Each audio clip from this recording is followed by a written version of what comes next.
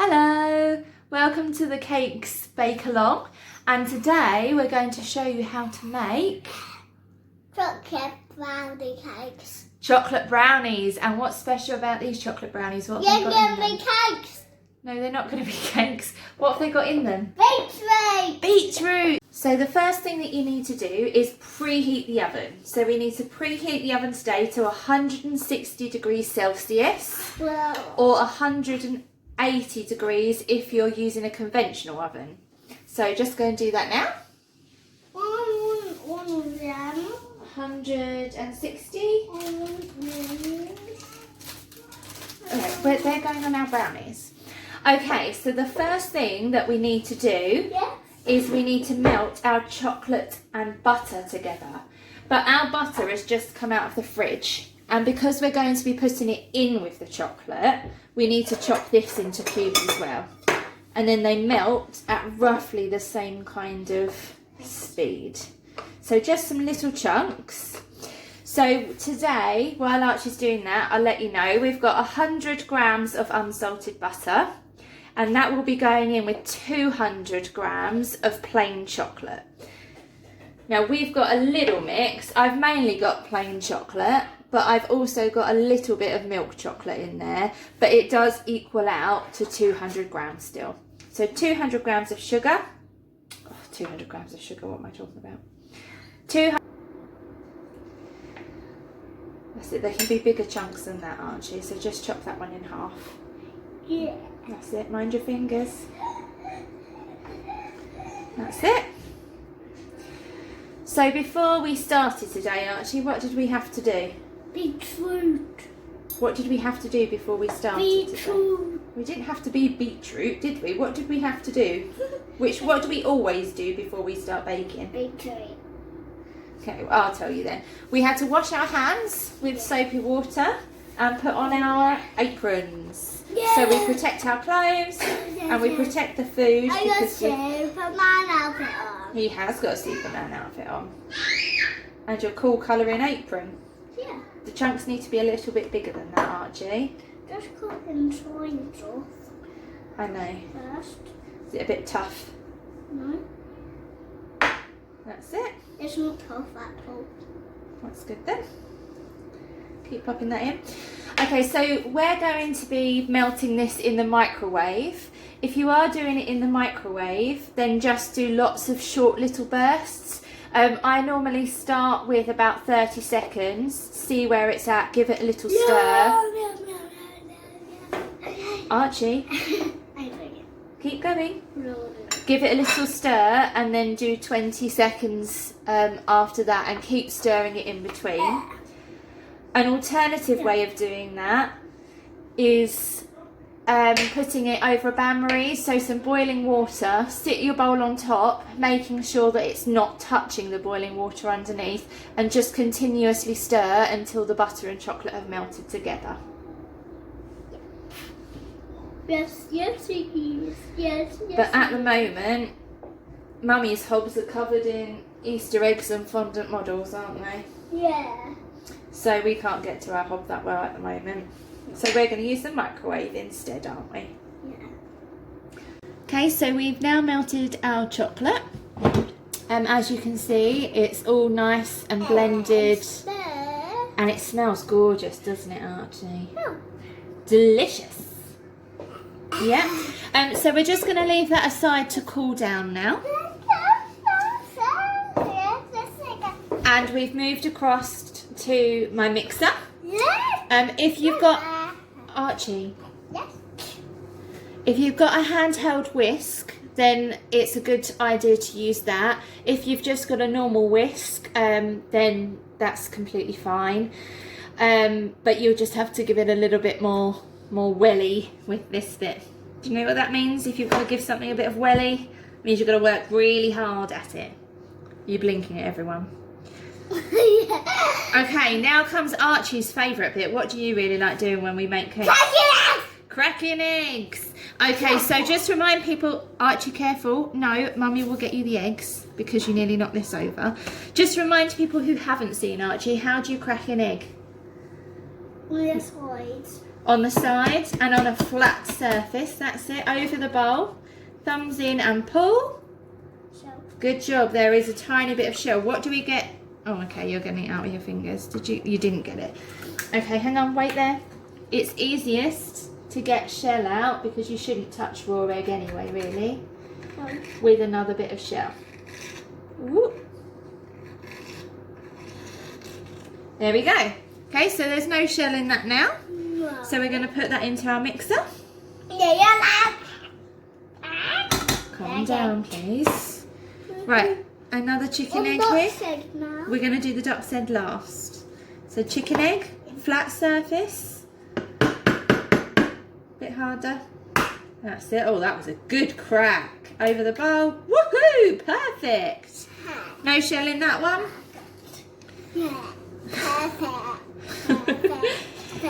Now, what's different about our last egg today, Archie? It's duck's egg. It's a duck egg. Look at this. It's a lot bigger, isn't it? Yeah. And it's just a little bit richer. So it's quite nice in desserts, duck eggs. You've got to hit it a bit harder. Bit more. That's it. I think you got it. Did you get it? That's it. Over the bowl. Big pull. Perfect. Wow, look at the size of that yolk. That's not shell. That's not shell. It's a bubble. Leave it alone. So a duck's egg yolk tends to be yellower and a bit bigger than a chicken's egg, doesn't it? Yeah. So it means that the desserts and things are just a little bit richer. I only really use them in things like brownies as opposed to cakes because it's the... You've been a lizard. I think Archie's turned into a lizard. Right, let's pop that in. Right, Archie, thank you. That's enough. Right, now we're going to whiz these up. Ready? Switch that on. Go! Let's give... Okay, Archie's just gone to go and take 5 minutes because he's getting a bit overexcited. So we've just whisked up the eggs, beaten them until they've gone a little bit paler. That's what you're looking for. And then we're going to be adding in our sugar. Okay, so the sugar I'm using today is caster sugar and it's 225 grams of caster sugar. So I'm just going to add that bit by bit while this is whisking.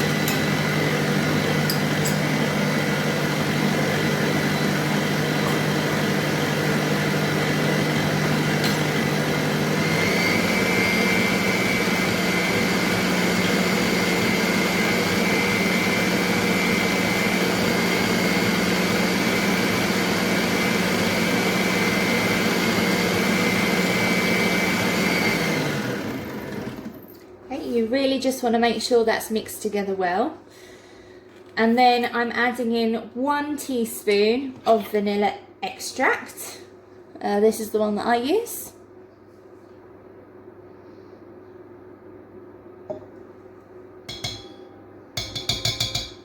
And we want to mix that in well as well. So switch that on again.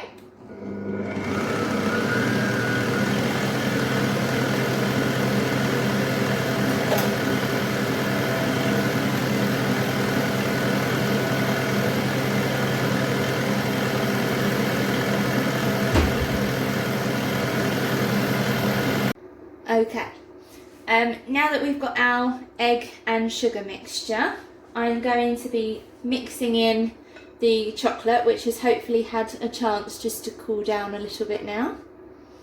So all of that's going in.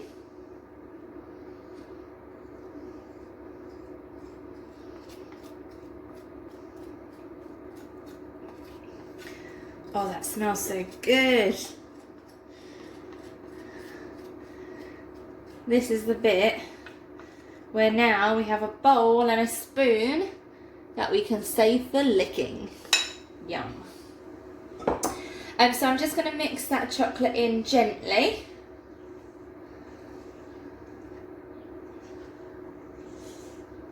Until that's really well combined. You want to try not to knock out too much of the air that you've just got into the eggs, if you can help it.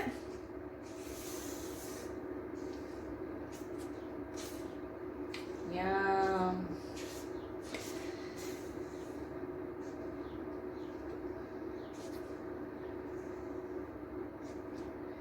Okay, and now I'm going to mix in my flour. So here I have self-raising flour and it's 100 grams. So I'm just going to pop that in. And my cocoa powder, I have 20 grams of cocoa powder. So in that goes too. So I'm going to fold those in gently.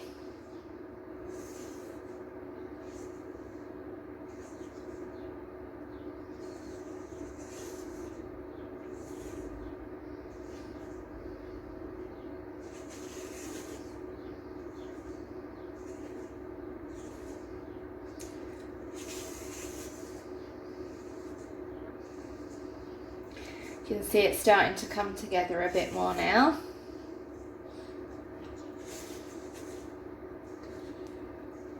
Oh, I just love the smell of chocolate. There's something really special about a chocolate dessert, isn't there? Especially when we're about to put some healthy goodness into it.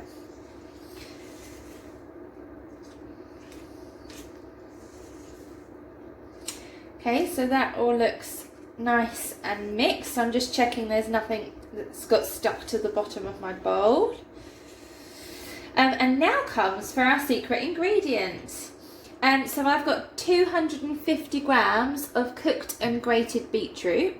And what this does to your brownie is it's lovely and moist, and this, you don't really taste it in the brownies. You can taste the chocolate, but it keeps it really nice and moist and brownie fudgy like almost. Oh sorry, that's my tumble dryer going off. So we're popping all of that in, all 250 grams.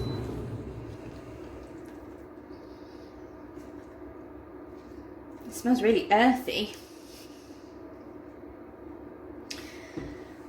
Okay, I'm going to mix that in now as well.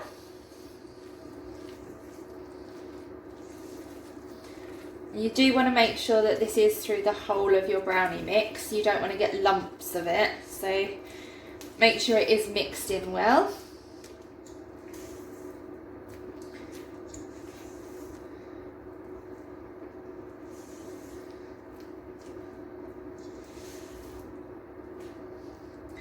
And that is our brownie mix done. So just quickly, in case anybody's missed anything, we've got our 250 grams of beetroot, 200 grams of chocolate, 100 grams of butter, 1 teaspoon of vanilla extract, 225 grams of caster sugar, 3 large eggs, 100 grams of our self-raising flour and 20 grams of our cocoa powder in here now. This is ready to go into our baking tin. I've got an 8-inch square tin here. I've got grease-proof paper, or you can use baking paper on the bottom, and I've also used some unsalted butter around the sides just to grease it to stop anything from sticking. I'm going to pour all of my mix in. Oh, look at that. I can't wait for this.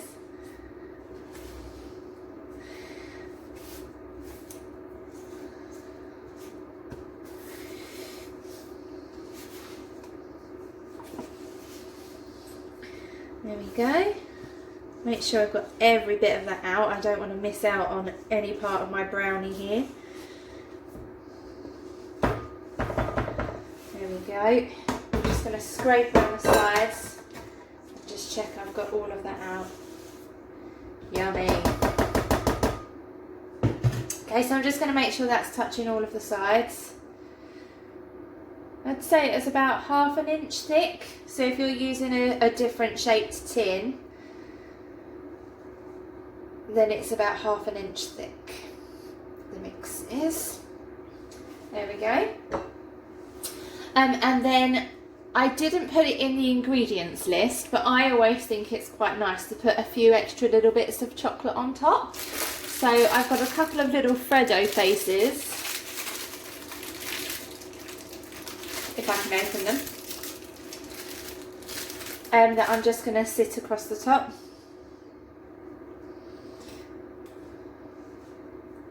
You don't have to have these are just little extras.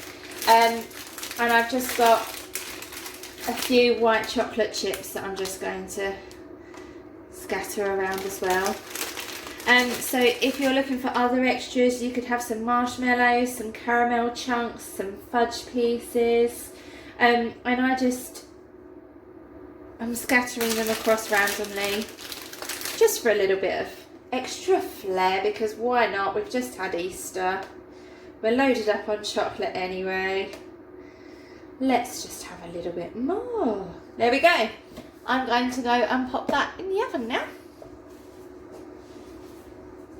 Okay, so I've popped that in the oven. It's on the middle shelf and it will be in there for 30 minutes now.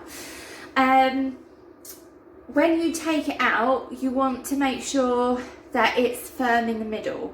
So it's going to be like a gooey, moist kind of dessert.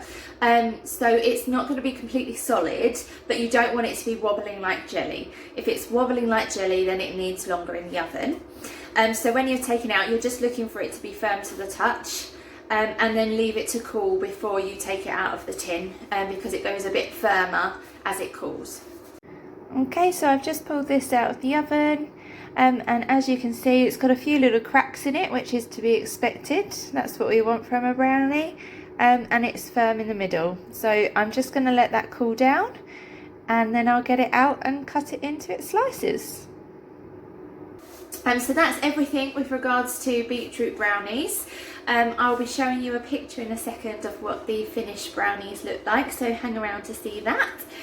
I hope you've enjoyed baking along. Sorry it couldn't be a live one today, but hopefully it has given you the opportunity to kind of pause and just go along as needed.